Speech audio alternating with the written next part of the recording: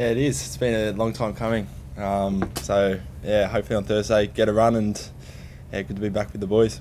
You've played a bit in grade cricket. How have you felt, and how much work have you done? Yeah, I played 2 weeks in for Perth Cricket Club and felt okay. The first week was a little bit scratchy, and then yeah, really happy with how I went on the weekend. And yeah, outside of that, been bowling the nets every couple of days for the last probably 5 or 6 weeks. So yeah, I feel really confident with kind of where my body's at, and feel like it's coming out okay. So yeah, hopefully let loose in the game.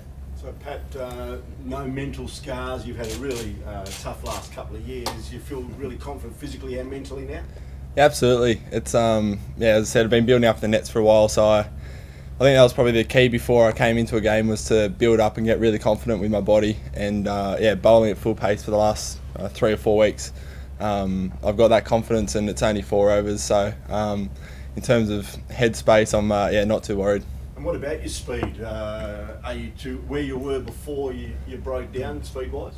It's hard to know. I haven't had a radar on me, a TV radar on me for probably 12 months. So yeah, going to get a bit of a surprise on Thursday. So see how it goes. I think yeah, accuracy and I guess, you know, mixing up the pace is probably as important as speed. But yeah, hopefully he gets up there. Do you remember what was the fastest you bowled when that TV speed radar was on you? I think it was maybe 154, 155 in India, but yeah, not 100% sure.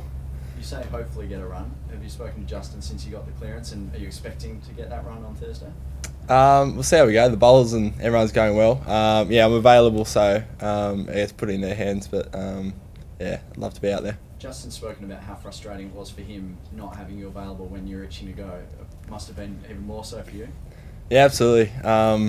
Yeah, I mean, when your body feels good, and yeah, you've spent a bit of time away from the game, you know, always itching to get back. So I think playing the grade games were really important for me, and now that I've played the second one, I do feel a lot better and a lot more comfortable going into the game.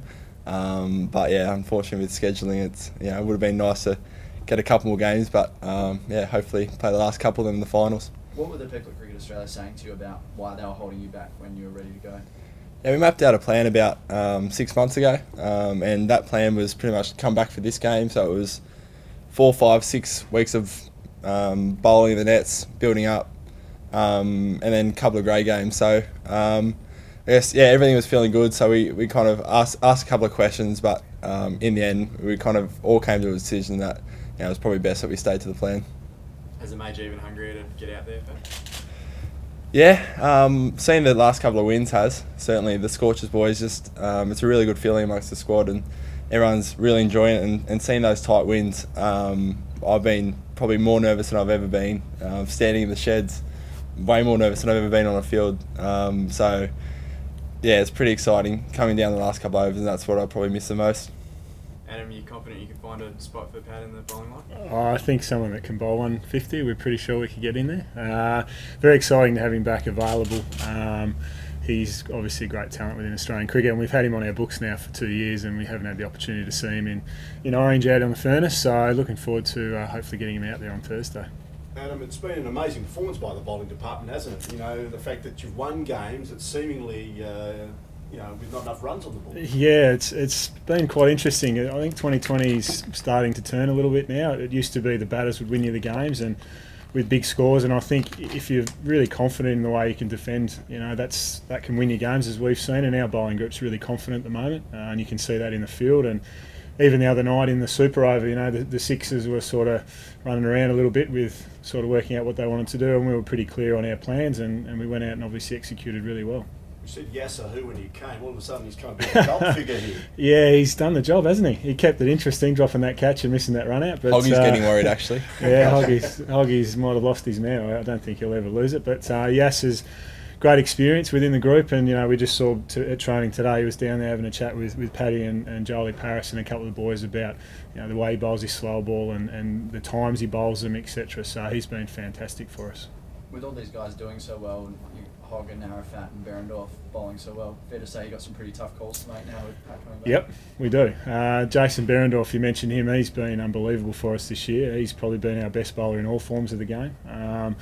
And up front he's been taking wickets, and you mentioned Hoggy and Yass as well. So we've got Fonz in there as well. So it's interesting, and we don't have Nathan Coulter-Nile available with the one-day team. So if he was around as well, that'd probably cause a few more headaches. But I'm sure we can fit him in somewhere.